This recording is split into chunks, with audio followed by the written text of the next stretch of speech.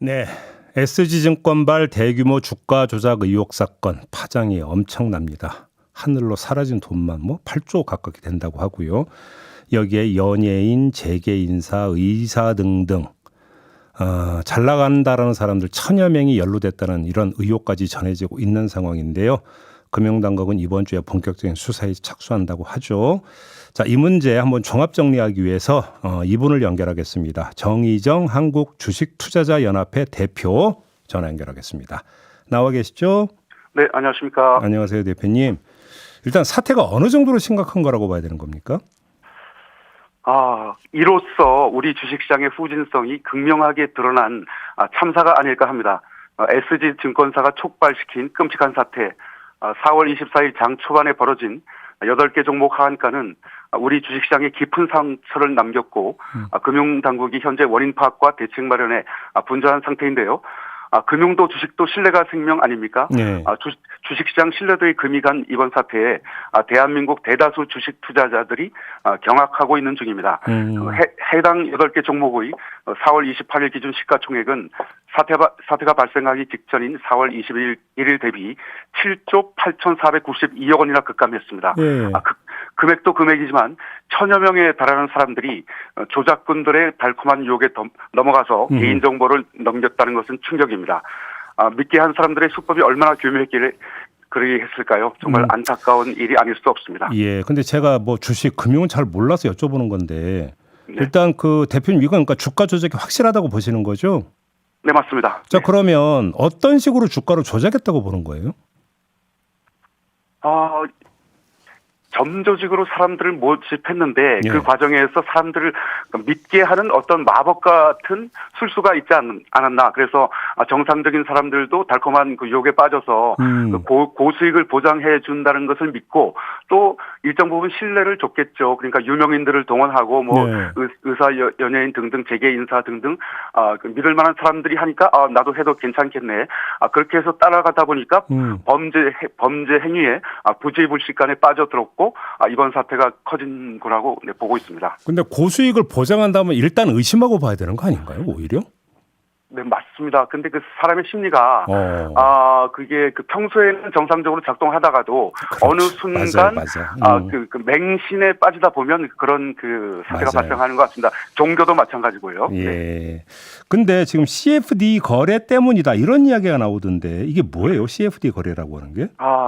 살다 이런 경우는 처음 봅니다. 우리나라 주식시장에서 주가 조작 행위는 어제 오늘 일이 아니지만 특정 주가 조작으로 인해 이렇게 8개 종목이 무더기 한가로 직행한 것은 아마도 그 사상 초유의 일이지 싶습니다. 예. 이번 폭락 원인은 말씀하신 대로 그 차익 결제 거래를 뜻하는 CFD 상품 때문인데요. CFD는 일종의 레버리지 파생 상품입니다. 주식을 보유하지 않은 상태에서 10만 원짜리 주식을 4만 원만 내고 6만 원은 증권사에서 빌려서 투자한 뒤에 주가가 오르면 수익을 가져가는, 즉 자기 자금의 2.5배 이상 투자하는 상품인데요. 그런데 CFD는 주가가 하락하면 원금이 제로가 되는 것은 물론이고 반대 매매가 일어날 경우 추가로 돈을 물어내야 하는 구조입니다. 예를 들어서 대성홀딩스 같은 경우를 보면 그 4월 21일 종가가 13만 100원이었는데요. 그 4연속 하한가를 맞은 4월 27일의 종가는 3만 1,300원으로 무려 4분의 1 토막 이상 하락하는 바람에 많은 투자자들이 원금 전액 손실을 물론이고 졸지에 추가로 증권사의 거액의 빚을 진 사례가 속출한 상태입니다. CFD 정말 문제가 많은 상품입니다. 한마디로 얘기하면 이 종목 무조건 오른다고 확신을 했는데 주머니에 쥔 돈이 별로 없어. 그러니까 증권사 보고 이제 돈 좀 빌려갖고 이걸 넣겠다. 따면 돈 줄게. 이런 거네요. 쉽게 얘기하면. 네, 그 탐욕을 이용해서 그 레버리지를 일으켜서 투자한 그 대표적인 사례라고 할 수 있습니다. 그래요? 근데 지금 연예인, 의사 등등 신분 노출을 꺼리는 집단을 이용했고 그 사람들이 한 1,000명 가까이 된다는 보도가 있던데 네네. 일단 궁금한 게 이게 그들만의 리그가 있는 거예요, 뭐예요? 그 우리나라에서 알려지지 않은 그러니까 말씀하신 그들만의 리그, 그 점조직에 의해서 그들끼리 소통하고 그들끼리 정보를 교환하고 하는 그런 행태가 분명히 여러 군데 있을 것이라고 짐작하고 있습니다. 예. 그러면 그 사람들을 묶는 그 누군가가 있다는 얘기가 되는 거잖아요, 결국 그 얘기는. 네, 그렇죠. 그 사람들에게 신뢰를 줄 수 있는 누군가가 예. 그 한두 명이 아니라 다수가 그 존재했고 활동했기 때문에 네. 이번 사태가 그 대규모로 그 피해가 커진 것 같습니다. 그러니까 정상적인 어떤 시장 상황이라면 그 누군가가 증권사가 돼야 되는데 증권사가 아닌 다른 누군가가 있었다는 얘기가 되는 거고 그 다른 누군가는 증권사의 어떤 마케팅과는 전혀 다른 방식으로 뭔가 수익을 보장해 줘야 된다. 이런 얘기가 되는 거잖아요. 그 얘기는. 네, 그렇죠. 그러니까 정상적인 수익이 아니라 그 네. 비정상적인 수익을 네. 그게 현실이라는 것을 그 믿음을 심어줬고 그런 사람들의 심리를 이를테면 한 군데로 묶어서 그들을 하여튼 이용해서 하여튼 그 범죄 행위가 일어났다고 봅니다. 근데 지금 보도를 보면 어떤 종목은 3년간 10배까지 지금 올랐다는 거잖아요. 그런데 일반 네네네. 투자자들은 그러면 이걸 이런 이상중으로 전혀 눈치챌 수가 없었던 겁니까? 그 어떤 기사에 따르면 그 금융위원회가 주가 조작 제보를 받은 게 4월 초순이라고 하는데요. 예, 맞아요. 예. 그런데 이상하게 초기에 금감원 및 남부지검과 공조하지 않고 단독 조사를 했다고 합니다. 예. 그 제보 후에 조사 본격 착수까지 시간이 지체되면서 예. 당국의 움직임을 눈치챈 주가 조작 세력들이 물량 처분에 나서면서 주가 폭락 사태가 빚어진 게 확실하다고 봅니다. 금융위원회 늑장 대응 여부 귀책 사유를 반드시 짚고 넘어가야 합니다. 우리나라 그 대표적 주가 조작 사건이었던 지난 2007년 루보 사태 이후 당시 금융당국은 조회 공시 요구나 이상 급등 종목 지정 등 주가 조작에 따른 피해를 예방하기 위한 대응과 함께 시장 모니터링을 강화했습니다만 그 동일한 수법의 주가 조작이 반복되고 있습니다. 그 점점 지능화되는 범죄자들의 주가 조작 범죄에 맞춰서 시장 모니터링 기능을 한층 업그레이드 해야 되는데 실패했다는 지적이 나오고 있습니다. 이번 사태는 거래소, 금감원, 금융위가 허수아비였다는 비판을 피하기 힘듭니다. 근데 예. 네. 예, 근데 지난해 말부터 네네. 조작설이 조금씩 돌았다면서요. 네, 그렇습니다. 그 투자자 사이에서 이상하다. 저거 왜 그러지? 뭔가 이상하다. 뭔가 세력이 낀 게 아닌가? 그런데 이런 그 지적들이 그 종목 게시판 통해서 일부 나왔던 것으로 그러면 알고 있습니다. 지난해 말에 어떤 그 시장에서 조작설이 돌았는데 제보는 4월 초에 있었고, 근데 석 달 동안 그냥 금융위원회는 손 놓고 있었다는 얘기가밖에 안 되는 건데 두 번째 제보를 받고 한 최소 2주는 또 묵혔다라는 거잖아요. 이게 이해가 되세요? 좀 심각합니다. 그래서 이번 사태를 종합해서 보면 거래소, 금감원, 금융위가 허수아비였다는 비판을 피하기가 힘들고요. 예. 거기에 나가서 윤석열 정부는 그 증권범죄 대응 강화를 위해서 국정과제에 그걸 포함을 했지만 네. 그 증권범죄 대응을 위해 증언이 된 금융위 공무원은 3명뿐이고 그 게다가 큰 문제는 디지털 포렌식 전문 인력은 0명입니다. 그러니까 결과적으로 범죄는 고도화되는데 예. 당국은 그동안 통상의 방법으로 대응했다는 것 분명한 책임이 있습니다. 금융 당국은 과정은 물론이고 결과까지 책임을 져야 하기 때문입니다. 하나만 더 여쭤볼게요. 나온 보도를 보면 그래서 이제 그 금융위원회가 뒷북 수사에 나섰는데 근데 이게 그 폭락하기 직전에 몇몇 재계인사는 또 주식을 처분했다라는 보도가 있었잖아요. 그럼 혹시 이게 샜을 가능성도 있다고 봐야 됩니까? 누군가 배신했다는 기사도 나왔는데요. 예. 아마 그 정보가 샌 것은 분명합니다. 그렇지 않다면 이번 사태가 이렇게 갑자기 급격하게 터져서 피해가 일시에 몰리지는 않았다고 보고요. 많이 보도된 그 다우데이터 김인혜 회장 같은 경우도 의심의 대상이 되고 있습니다. 그 CFD 거래로 다시 돌아가세요, 대표님. 네. 금융 당국이 이 CFD를 거래할 수 있는 전문 투자자 자격을 낮춰줬다고 하던데 맞습니까? 네, 그렇죠. 그러니까 그것 때문에 피해가 더 늘어났다라고 이제 보이고 있는데요. 네. 지금 보도에 보면은 이 자격을 낮추면서 이 문제가 시작이 됐다. 이런 지금 이야기가 있다. 그래서 왜 규제를 완화해 준 거냐 이런 지적도 그러니까 지금 따라붙고 있다는 보도가 있던데요. 네, 맞습니다.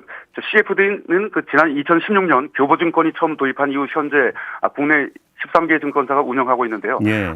일반 투자자는 거래를 할 수 없고 이른바 전문 투자에 한해 거래가 가능합니다. 예.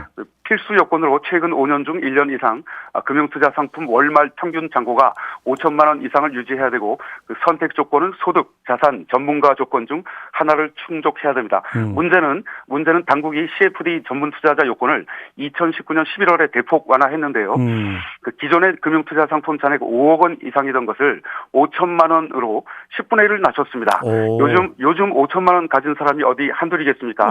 이렇게 문턱이 낮아진 이후 3년 만에 CFD 투자자가 8배나 증가했고 그로 인해 최근에 CFD 사태를 촉발시킨 하나의 중요한 원인으로 작용했다고 봅니다.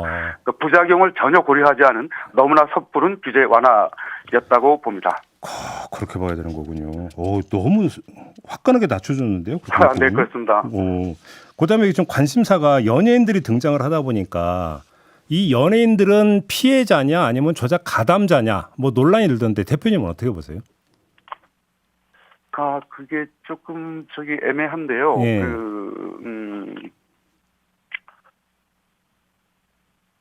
피해자인지 가해자인지는 이제 이제 조사를 수사를 해봐야 알 수 있죠, 사실. 네네네.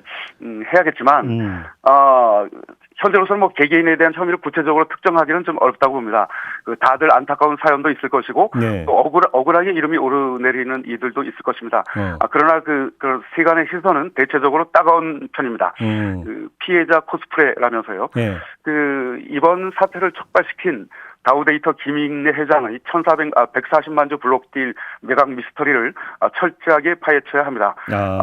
키움증권 측은 김 회장의 매도가 증여세 마련을 위한 우연이었다라고 강변하지만 세간의 의혹이 커지고 있습니다. 키움증권 황현순 대표 주장대로 김 회장이 떳떳하다면 가수 임창정 씨처럼 직접 전면에 나서서 해명을 하고 또 605억 원을 주고 블록딜 물량을 가져간 주체가 작전 세력이 아니었음을 밝혀야 할 것입니다. 아울러 서울가스 김영민 회장이 4월 17일 시간의 거래에 10만 주 457억을 매도한 사안도 마찬가지로 철저하게 조사를 해야 될 것입니다. 그리고 또 하나 문제가 있는데요. 개인 투자자에 대한 공공의 적으로 불리는 공매도가 불의 휘발유를 부었는지도 반드시 조사해야 됩니다. 여기서 또 공매도가 등장합니까? 네네네.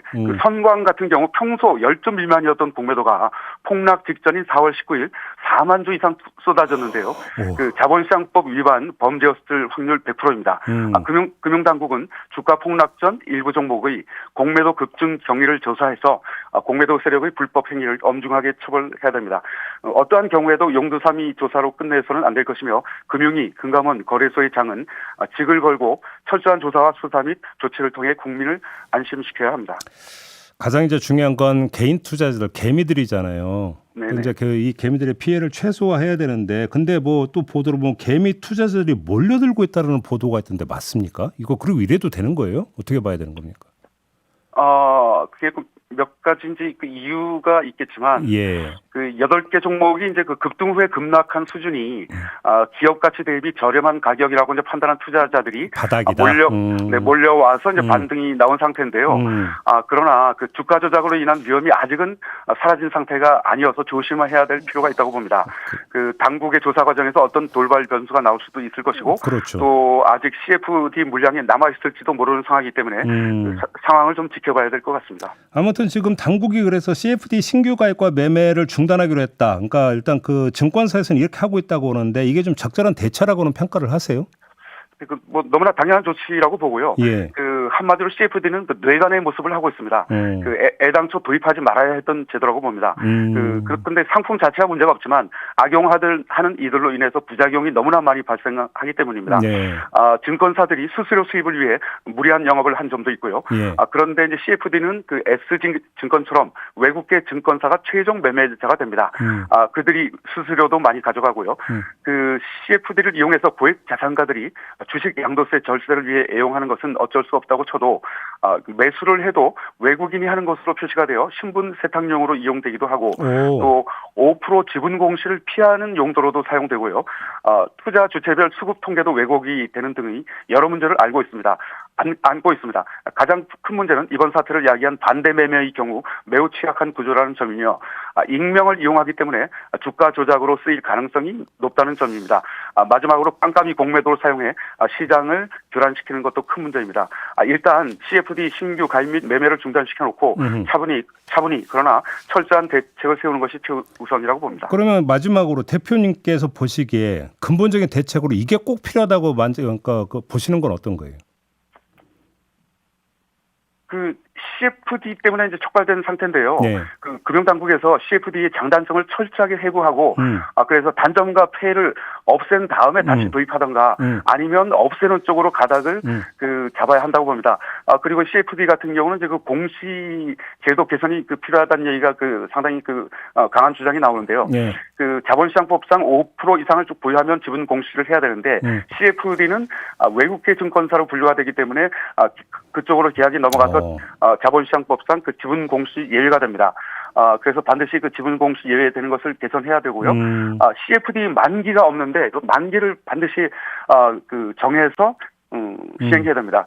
그래서 이번 사태 우리나라 주식시장 확 바꿔야 됩니다. 바꾸는 것만 가지고는 부족하고 갈아엎어야 됩니다.